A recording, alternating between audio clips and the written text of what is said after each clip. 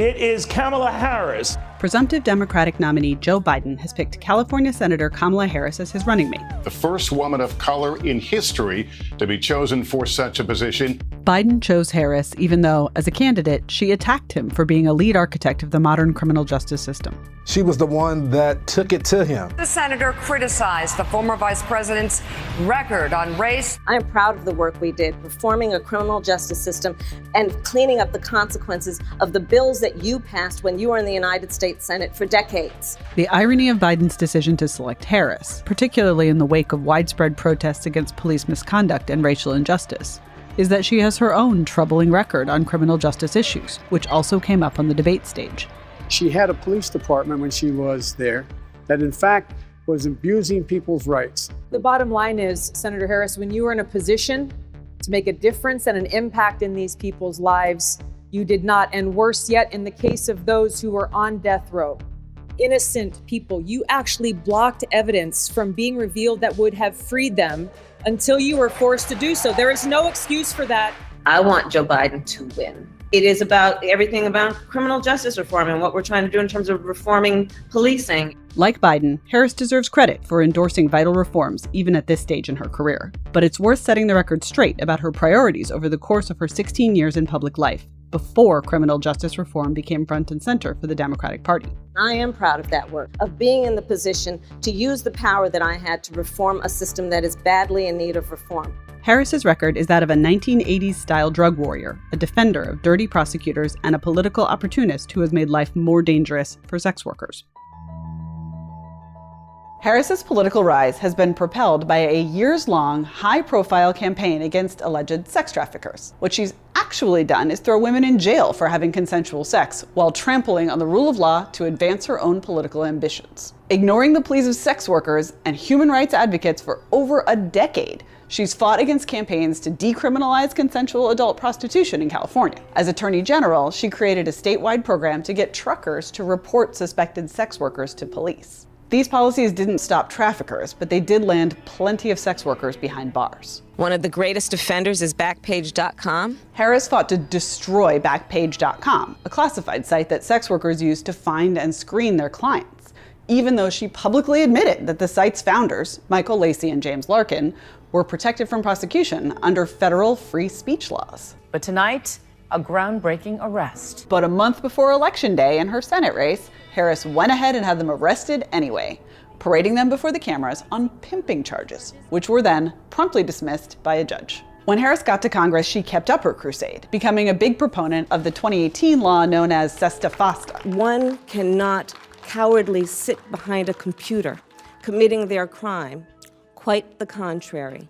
The result was that many sex workers had no choice but to return to the streets, where soliciting clients is considerably more dangerous. It's because you don't know who's going to pick you up. There's more pimps and there's more guys out here. Meanwhile, Harris declined to intervene in a real underage sex trafficking scandal that involved dozens of police and other local authorities in the Bay Area. America has a deep and dark history of people using the power of the prosecutor as an instrument of injustice. I knew this history well, of innocent men framed, of prosecutors hiding information that would exonerate defendants. Yes, and during her time as California's top cop, Harris contributed to that history repeatedly by going to bat on behalf of dirty prosecutors. Her office appealed the dismissal of a case in which a prosecutor had fabricated a confession to secure a conviction and fought an appeal in a case where a prosecutor had lied to the jury during trial. In 2015, Harris tried to stop the removal of the Orange County District Attorney's Office from a murder trial after it repeatedly failed to turn over evidence to the defense. Her office even tried to keep a man in jail who had been wrongfully incarcerated for 13 years after a judge ruled that he had proven himself innocent just because the man hadn't delivered that proof quite fast enough. And as San Francisco DA, Harris hid known misconduct by a crime lab technician who admitted to deliberately tainting evidence. Did prosecutors working under you know about the concerns about that lab? The prosecutors which is what the judge alleged. Did not know about it, at least said they did not know about it. The debacle has since led to the dismissal of hundreds of criminal cases.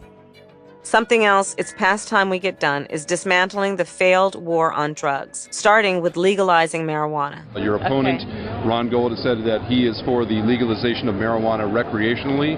Your thoughts on that? I that he's entitled to his opinion. Harris is a former drug warrior who is now refashioning herself as pro-legalization. That's a positive shift, but not a reason to rewrite the past or ignore the patterns it reveals in her judgment. For years after the cultural tide had turned in favor of criminal justice reforms, Harris continued to support lock-em-up policies that disproportionately hurt minorities. As California Attorney General, Harris opposed marijuana legalization as late as 2014, promoted civil asset forfeiture without a conviction as a way to fight drug rings, and sought to more aggressively police prescription drug use. In her 2019 book, The Truths We Hold, An American Journey, Harris reveals that her drug warrior mentality hasn't changed. We also need to reinstate the DEA's authority to go after the major pharmaceutical manufacturers and distributors, and we need to invest resources in law enforcement efforts to cut off the supply of fentanyl from China. Let's believe in a more perfect union without mass incarceration of African American men. We put more people in prison than any country on earth for no good reason. Yes, we do. And once these people were in prison, Harris saw to it that they'd have a hell of a time getting out. I absolutely believe there should be severe and serious consequence for violent crime, which is why I've prosecuted those cases, and will always seek the highest sentence. As a prosecutor and law enforcement, I have a huge stick. So I decided I was going to start prosecuting parents for truancy. Before her recent about-face, Harris chose not to endorse proposed sentencing reforms on the California ballot in 2012 and 2014, and she defended the constitutionality of cash bail until 2016. Harris's office also fought an order to reduce California's prison population after the Supreme Court determined the conditions amounted to cruel and unusual punishment. Although she later claimed to be shocked by what they had done, Harris's attorneys argued that nonviolent offenders should stay behind bars because the state needed the cheap labor they provide. We are part of a longer story, and we are responsible for how our chapter gets written.